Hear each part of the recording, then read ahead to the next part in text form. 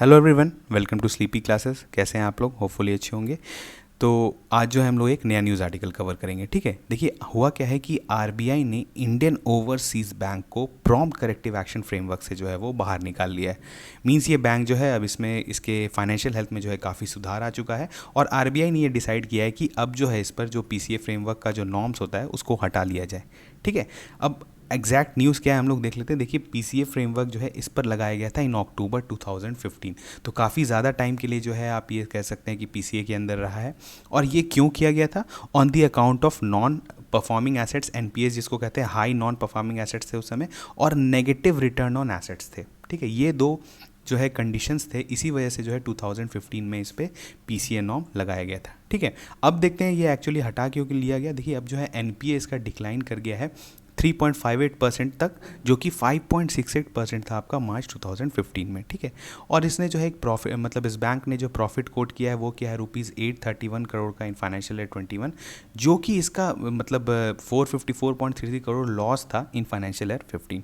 ठीक है, और रिटर्न ऑन एसेट भी काफ़ी सुधरा है, अभी जो है 0.27% है फॉर फाइनेंशियल ईयर 21, जो कि फाइनेंशियल ईयर 15 में था कितना, -0.16%, जो कि काफ़ी कम था। ठीक है, और देखिए अब जो अभी करेंटली आईओबी का जो स्टॉक भी जो ट्रेड कर रहा है आपके बीएसई पर, वो करीबन 0.74% हायर ट्रेड कर रहा है और उसका प्राइस जो है करेंटली दैट इज़ ₹20.5 पर शेयर।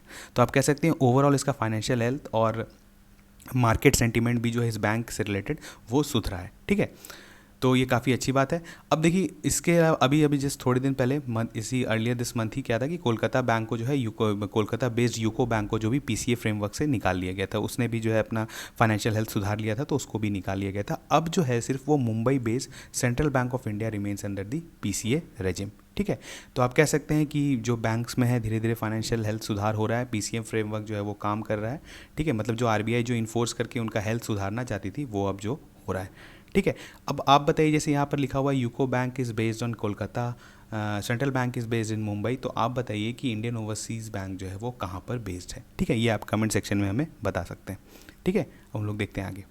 देखिए अब बोला जा रहा है कि वाई पीसीए इज़ नीडेड। आपको ये मन में भी क्वेश्चन होता होगा कि प्रॉम्प्ट करेक्टिव एक्शन का क्या ज़रूरत है। ठीक है, तो होता क्या है कि देखिए बैंक्स जो है वो बहुत इंपॉर्टेंट कंपोनेंट्स होते हैं किसी भी इकोनॉमिक सिस्टम के। ठीक है, अब उनका हेल्थ, अगर इंटरनल हेल्थ जो है वो अच्छा नहीं हो, ठीक है, उसके बावजूद जो है वो रेकलेस लेंडिंग करते रहें, ठीक है, लोगों को पैसा लोन में देते रहें, रिस्की रिस्की कह सकते हैं सेक्टर्स में जो है पैसा डालते रहें, तो क्या होता है, लोगों का पैसा जो है वो रिस्क पे डाल देते हैं। ठीक है, क्योंकि लोग भी वहाँ पर डिपॉजिट करते हैं। तो अब होता क्या है कि जब ऐसा सिचुएशन कंटिन्यू करेगा तो बैंक अचानक से बोल देगी कि अब हमारे पास पैसा नहीं है, और बैंक रन जैसा जो, जिसको आप लोग सुने होंगे इकोनॉमी में, बैंक रन जैसा कुछ सिचुएशन जो है वो अराइज हो सकता है। ठीक है, ऐसा हुआ भी है। तो इस समय फिर क्या होता है, फिर गवर्नमेंट को इंटरवीन करना पड़ता है, गवर्नमेंट बेल आउट करती है बैंक्स को। ठीक है, गवर्नमेंट पैसा देती है क्योंकि फाइनली तो वो लोगों का ही पैसा है जो कि रिस्क पे है, तो इसी कारण गवर्नमेंट को इंटरवीन करना पड़ता है। ठीक है, ऐसा सिचुएशन अराइज नहीं हो, इसीलिए जो है आरबीआई पीसीए फ्रेमवर्क लाती है। ठीक है, पीसीए फ्रेमवर्क से आप खुद ब खुद समझ सकते हैं, prompt corrective action. Prompt means पहले ही कर लेना। ठीक है, ऐसा सिचुएशन जो है वो अराइज ही नहीं होने देना है।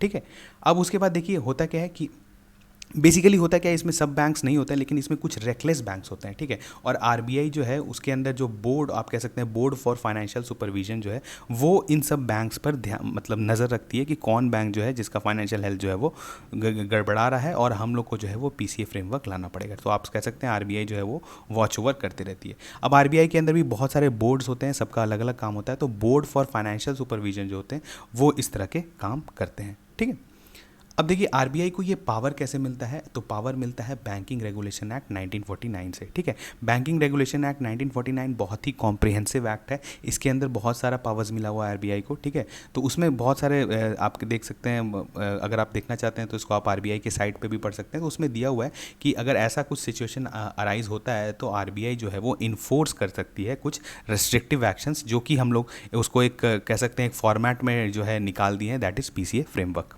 ठीक है, अब यहाँ पर देखिए क्या है कि पीसीए फ्रेमवर्क जो है वो बेस्ड क्या चीज़ पर है। सबसे इंपॉर्टेंट तो न्यूज़ में यही रहता है, हमेशा आप पढ़ते होंगे, प्रॉम्प्ट करेक्टिव एक्शन के बारे में सुनते भी होंगे, लेकिन ये जो है आपको पता होना चाहिए कि किस पैरामीटर्स पे जो है इनको डिसाइड किया जाता है। ठीक है, तो सबसे पहला जो है आपका है that is capital risk adequacy ratio. ठीक है, सीआरएआर के बारे में आप लोग जानते होंगे, आप लोग इकोनॉमी में पढ़े भी होंगे। ये जो है बेसिकली एक कंसेप्ट है that arise from bank of international settlement. ठीक है, बीआईएस, जहाँ पे आप बासेल नॉर्म्स के बारे में भी सुने होंगे। तो वहाँ से ये कंसेप्ट अराइज हुआ कि जो है अगर आपका कैपिटल, ठीक है, और आप जो लोन्स देते हैं, ठीक है, उसका एक रेशियो, सर्टेन रेशियो होना चाहिए जो कि अराउंड 9% होता है, वो बैंक्स को मेंटेन करके रखना ज़रूरत है। ठीक है, अगर उससे घटते चला जाता है तो वो माना जाता है कि बैंक का हेल्थ जो है वो बिगड़ रहा है। ठीक है, तो सीआरएआर कंसेप्ट भी बहुत इंपॉर्टेंट है, इसके बारे में आप हमारे इकॉनमी का जो लेक्चर्स है उसको देख सकते हैं, वहाँ पर हमने इसको अच्छे से डील किया है। ठीक है, दूसरा क्राइटेरिया क्या है, देखिए नेट एनपीएस। हर बैंक में देखिए कुछ ना कुछ एनपीए होता है, लेकिन नेट एनपीएस जब कुछ एक सर्टेन लिमिट को क्रॉस कर जाता है तो फिर आरबीआई का जो है वो अलार्मिंग सिचुएशन आता है, और फिर जो है आरबीआई जो है वो सोचती है कि इस पर पीसीए लगाना है या नहीं लगाना है। ठीक है, तीसरा क्राइटेरिया क्या है, रिटर्न ऑन एसेट्स, जिसको आरओए कहते हैं। ये भी जो है बहुत इंपॉर्टेंट है सीआरएआर और नेट एनपीए के बाद। ठीक है, तो देखिए सीआरएआर क्या बताता है, वो कैपिटल एडिक्वेसी बताता है।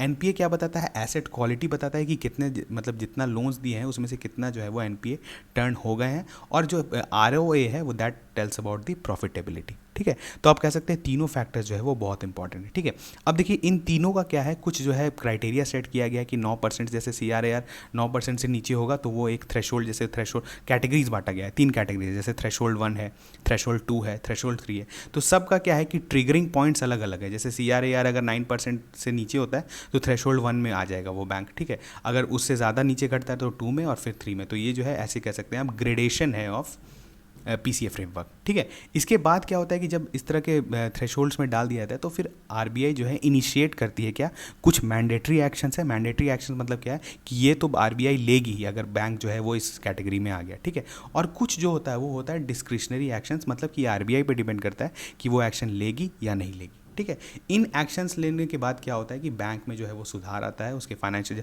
इन्हीं पैरामीटर्स पे सीआरएआर सुधर जाएगा, नेट एनपीए सुधर जाएगा, आरओए सुधर जाएगा, जैसे अभी हमने देखा इंडियन ओवरसीज़ बैंक का। तो फिर क्या करेगी आरबीआई, उसको पीसीए फ्रेमवर्क से जो है वो बाहर निकाल देगी। ठीक है, तो इसके बारे में अगर आपको डिटेल में पढ़ना है, जो कि हमारे बैंकिंग सेक्टर में, मतलब जो बैंकिंग सेक्टर पे बेस्ड जो हमारा लेक्चर है उसमें हमने इसको बहुत डिटेल में पढ़ा है, तो आप वहाँ पर ये इसको देख सकते हैं।